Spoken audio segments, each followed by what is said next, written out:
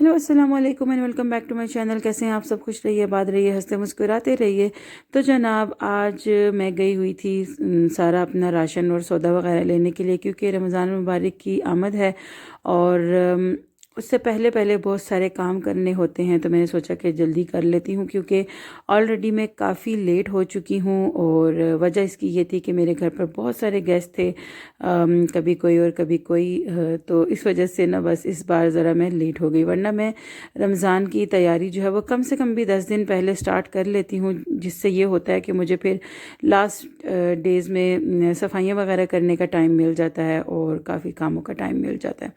Anyways जी, तो आज grocery करने के लिए गई थी, केचप लेकर आई हूँ। आप भी कह रहे होंगे ये तो केचप बनाती हैं।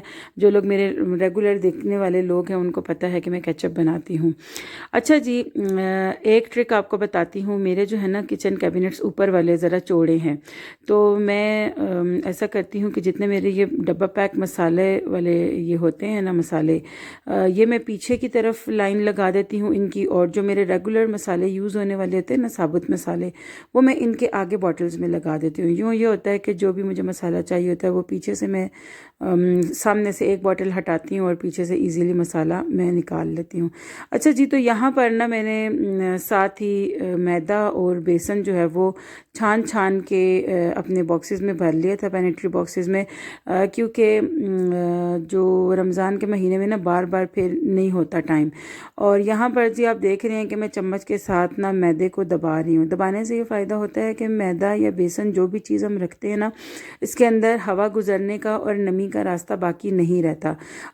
एक तो ये फ़ायदा होता है। दूसरा ये फ़ायदा होता है कि जो इसके अंदर स्पेस है ना वो काफ़ी बन जाता है। जैसे आपने देखा कितना सारा मैदा मैंने डाला और मैंने उसको चम्मच से दबाया तो वो अच्छे तरीके से दब गया। इसी तरह मैंने बेसन और मैदा दोनों चीज़ें रेडी कर ली। और जी मेरे किचन कैबिनेट्स जब बने थे ना, तो कोई बहुत ही अनाड़ी बंदे थे जो मैंने बुलवा लिए थे। अल्लाह माफ़ करे, अल्लाह ताला लोगों को हिदायत दे कि दूसरों के पैसे इतने फालतू नहीं होते।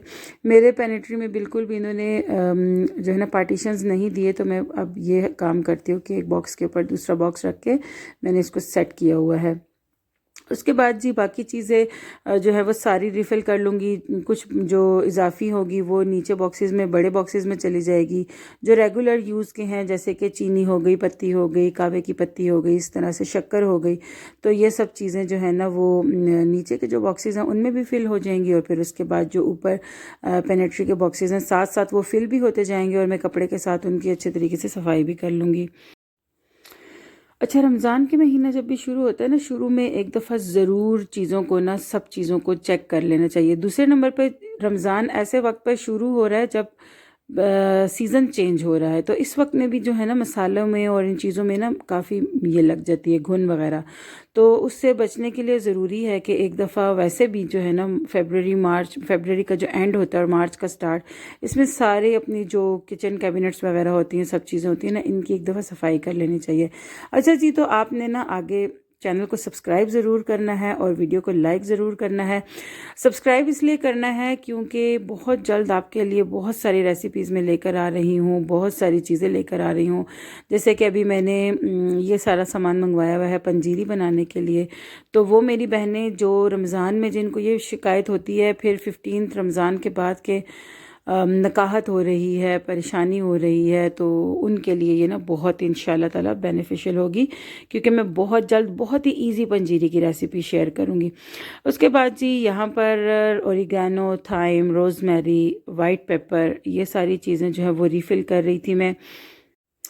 अच्छा, तो मैं ना जो आपको आज वीडियो दिखा रही हूँ ना, उसका मकसद भी ये है कि कुछ थोड़ा सा आपको आइडिया लग जाएगा कि जो नॉर्मल, यानी एक तो होते हैं ना बड़े सुपर स्टोर्स होते हैं, जैसे ये बड़े बड़े शॉपिंग मॉल्स वगैरह हैं, और एक है आम जनरल स्टोर्स। तो जनरल स्टोर्स से भी सारी ही चीज़ें मिल जाती हैं। और मैंने ये देखा है कि आम जो हम सुपर स्टोर से चीज़ें लाते हैं ना, उसके रेट्स में और जो जनरल स्टोर्स के रेट्स होते हैं उनमें थोड़ा सा फ़र्क होता है। तो जब हम इतनी सारी ग्रॉसरी करते हैं ना, तो वहाँ से काफ़ी जो है ना वो हमें फ़ायदा होता है। तो मैं तो बड़े जो ये जो जनरल स्टोर्स होते हैं ना, गुंजान बाज़ारों के अंदर, मैं वहाँ से अपना राशन लाती हूँ।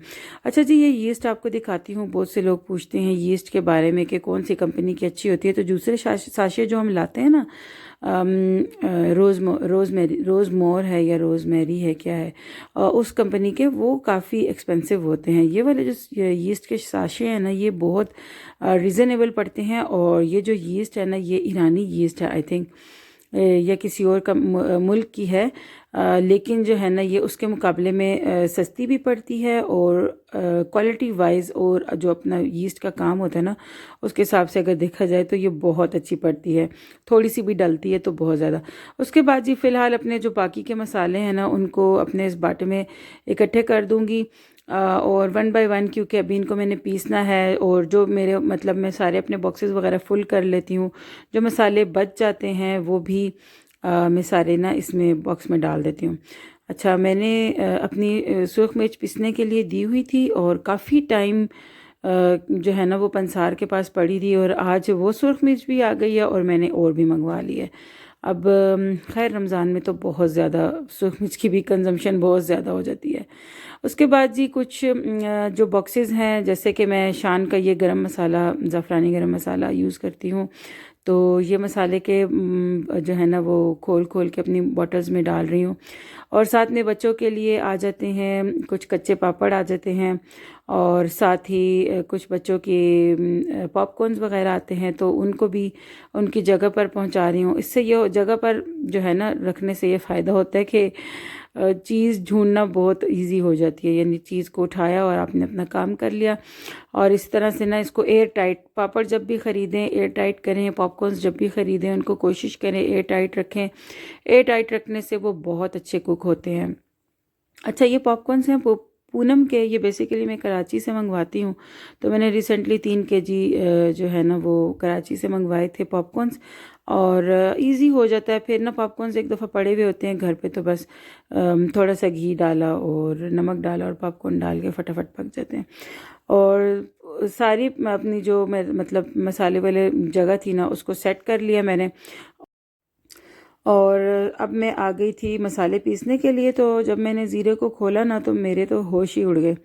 इतना गंदा ज़ीरा था, इतना गंदा। हालांकि 1 पाव ज़ीरा जो है वो 700 समथिंग में आ रहा है इस वक्त। और सफ़ेद ज़ीरा जो है वो इस वक्त में आके रमज़ान के करीब ये लोग और महंगा इसके रेट्स कर देते हैं, क्योंकि रमज़ान में इनको पता होता है कि ज़ीरा, सूखा धनिया और इन चीज़ों की जो है ना वो बहुत ज़्यादा ज़रूरत पड़ती है। तो यहाँ पे जी इसको मैं पहले आटा छानने वाली छाननी से छान रही थी। फिर मैंने जब इस पर गौर किया ना, तो जो इसमें से डस्ट नीचे गिर रही थी वो तो गिर ही रही थी, लेकिन जो पास जगहों पर ज़ीरा मुझे नज़र आ रहा था ना, उसमें बहुत ज़्यादा ना ज़ीरे के ऊपर मिट्टी चिपकी हुई नज़र आ रही थी। देख रहे हैं आप। तो मैंने फिर सोचा कि ये तो फिर जाहिर सी बात है नुकसान देगा। तो मैंने फिर ला के ना उसको वॉश कर लिया। तो ज़ीरा मैं वॉश भी इस तरीके से करती हूँ कि थोड़ा पानी लेती हूँ, और उसके अंदर इस तरह से ना ज़ीरे को मसल मसल के धो लेती हूँ। और नीचे अगर आप देखें, नीचे जो सिंक में जो पानी गिर रहा है, उसमें अगर आप देखें तो आप देख सकते हैं कि कितनी ज़्यादा मिट्टी है जो पानी के साथ निकल रही है। अच्छा जी, तो यहाँ पे जब मैं ज़ीरा धो रही थी ना, मैंने देखा कि इसमें कुछ पत्थर वगैरह भी थे। तो जैसे ही मैंने इसको दूसरे बर्तन में पलटा है ना, आप यकीन करें कि जो आटा छानने वाली छाननी में मैं ज़ीरा धो रही थी ना, नीचे बहुत सारे पत्थर थे जो नीचे जाली के साथ चिपक गए थे। और अब दूसरे प्लेट में मैंने इसको पलट लिया। जितने पत्थर वगैरह ऊपर ऊपर नज़र आ रहे थे सबको मैंने निकाल लिया है, क्योंकि ये एक दफ़ा धुलने के बाद ना जब सूख जाएगा तो दोबारा से इसको मैं एक दफ़ा देख लूँगी, ताकि जितने भी पत्थर वगैरह इसमें है ना वो निकल जाएं।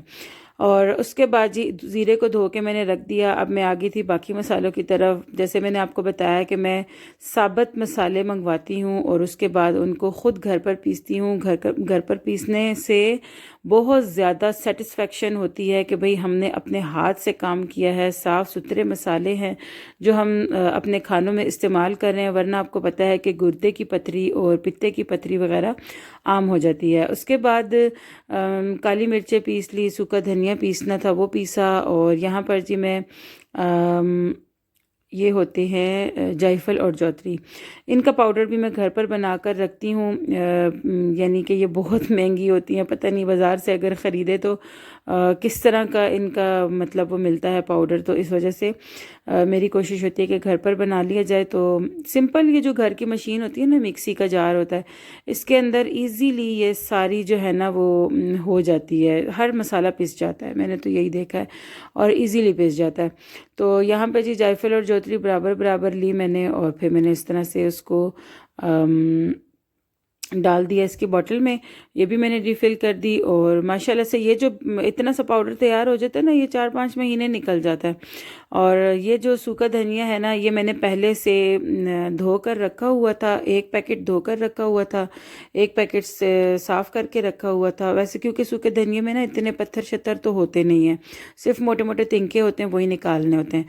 तो जो पहले धो कर रखा हुआ था वो मैंने कुछ जो है वो अपने जो बॉटल है जिसमें साबुत सूखा धनिया होता है उसमें डाल दिया, और बाकी का जो है ना वो मैंने पीस लिया है। और यहाँ पर मैं ना डालने के लिए कागज़ों का इस्तेमाल करी, क्योंकि बॉटल में कोई चीज़ डालनी है ना, सबसे आसान काम कागज़ होता है। उसके बाद जी अपना मैंने वाइट कलर का दुपट्टा ले लिया, बिल्कुल साफ़ सुथरा, और ये मैंने फैला दिया है बाहर ला के चारपाई पर।